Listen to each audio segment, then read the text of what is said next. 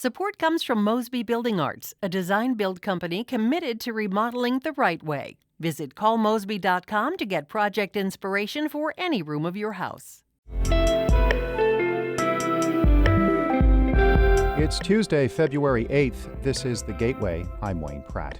The Rockwood School District has been at the center of highly contentious debates over race and equity, and its new superintendent says educators have to be willing to address those issues. I am not flying in with a superpowered cape.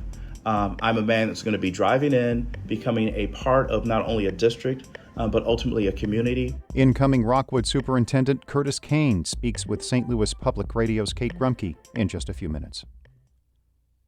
The fallout from last year's collapse of an Edwardsville warehouse during a tornado is putting a focus on the safety of warehouse buildings. A new structure can be more than $20 million depending on its size, and a tornado shelter adds at most 2% to the overall total.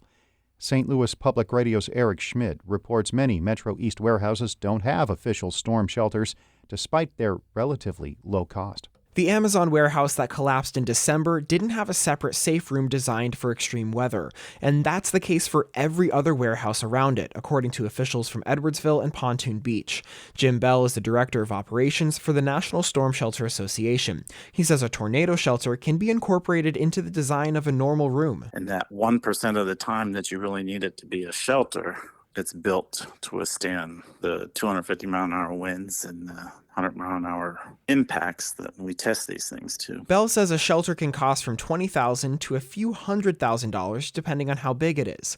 The average cost for a new warehouse building in Edwardsville between 2014 and 2019 was more than $16 million. I'm Eric Schmid, St. Louis Public Radio. The Missouri Supreme Court is weighing the constitutionality of the state's Second Amendment Preservation Act. The law says local law enforcement could face $50,000 penalties if they enforce federal gun regulations. The state's high court heard arguments yesterday in a case brought by St. Louis and Jackson counties. Attorney for St. Louis, Robert Durker, says it's not up to the General Assembly to declare laws invalid. Without separation of powers, we do not have a constitutional structure that emanated from the founders. We have the High Court of Parliament sitting across the street instead of the General Assembly. The state says the Supreme Court does not need to determine whether the law is constitutional at this time. The court will issue its decision at a later date. A supplemental budget bill is moving through the Missouri legislature, but a current version does not guarantee a $15 minimum wage for all state workers. As St. Louis Public Radio's Sarah Kellogg reports, the proposal would create a two-tiered minimum wage system for Missouri employees. By a vote of 22 to 8, the House Budget Committee advanced the amended supplemental budget bill. Under Governor Mike Parson's initial proposal, all state workers would receive a 5.5% cost of living adjustment. Additionally, the new baseline would have been $15 an hour. However, the amended bill changes this. Though all employees would still receive a 5.5% cost of living adjustment, the $15 an hour minimum wage would go to workers caring for people.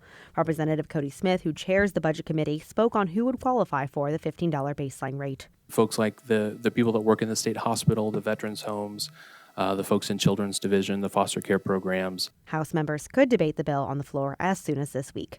In Jefferson City, I'm Sarah Kellogg, St. Louis Public Radio. That supplemental budget bill also includes money to fully fund Medicaid for the rest of the fiscal year, but a proposed constitutional amendment that could defund Medicaid expansion is advancing to the full House.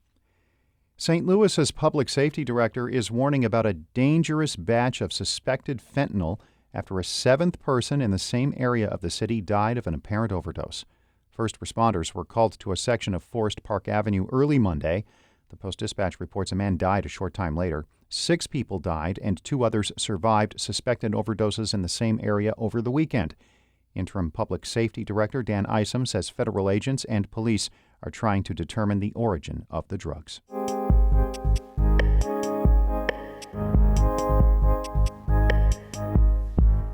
The Rockwood School District will have a new leader next academic year. Curtis Cain is moving from the Wentzville District, which he has guided for nearly a decade. He was named Superintendent of the Year in Missouri and is a finalist for that honor nationally. St. Louis Public Radio's Kate Grumke speaks with Cain about the growth in Wentzville and the challenges he will be facing on his new job. In my time alone, cut ribbons on 2 high schools, 2013 and then again in 2021. So that is crazy. That is insane growth. This district has added from the year 2000 3 high schools. That is just something that you don't hear about in other places. So kudos to a community that understands and finds a way to deploy resources to make that and allow that to continue to happen. The Wentzville School Board recently voted to remove The Bluest Eye by Toni Morrison from libraries. What did you think about that decision? Well, we have a district policy in place, policy and regulation in terms of book reviews. And so the committee formed and did its work and ultimately came up with a recommendation, and we provided that recommendation to the Board of Education. The board ultimately opted, in the case of The Bluest Eye, to remove the book. I think there's been a lot of feedback in terms of that particular decision, but ultimately that is the governance call that the board has the right and the authority to make. Did these school board decisions factor into your choice to leave at all? The process with Rockwood did not start at the same time this particular decision was ultimately rendered. And I know that people read into or are attempting to read into certain things, and they're looking for tea leaves that provide alignment. That just isn't the case. And I don't make any decision of this significance lightly, not by any stretch of the imagination. It may appear to be the case, but logistically speaking, that's just not true. The Rockwood School District has had very public tension over its pandemic response and also how the district teaches students about diversity, history, and racial inequality. The previous superintendent and the director of educational equity and diversity even left their positions at the end of last school year. What are you keeping in mind as you move to a district that has become a national example of the political tension in education that we're seeing across the country? It's not a secret, right? In terms of these points of differences that are morphing into points of division, and it's not just about Rockwood. It's districts not only across the region. We are seeing this dialogue across our society. There's an old saying that schools reflect society. And so I think we honestly need to pause, cool and calm some waters, and ask ourselves, what does this mean? And I don't think it's a short-term question. I think it's a longer-term philosophical question that we really must reflect upon and really, right, and I call it the private recesses of our own minds, our own brains. Ask ourselves, what does this mean? And why is it so tense? Why is it so divisive at this particular point in time? I am not riding in on a white horse. I am not flying in with a superpowered cape. I'm a man that's going to be driving in, becoming a part of not only a district, but ultimately a community. And we are going to band together and figure it out and move forward together. It seems like you're someone who is walking headfirst into these tense and kind of political situations in education. Is this something that you feel particularly called to address? I think it's something that educators have to be willing to address. It's not a question of if, it's a question of you must. There's going to be feedback that's provided that you don't want to hear or you might not like to hear. But I always, when you're able to, kind of scan that feedback.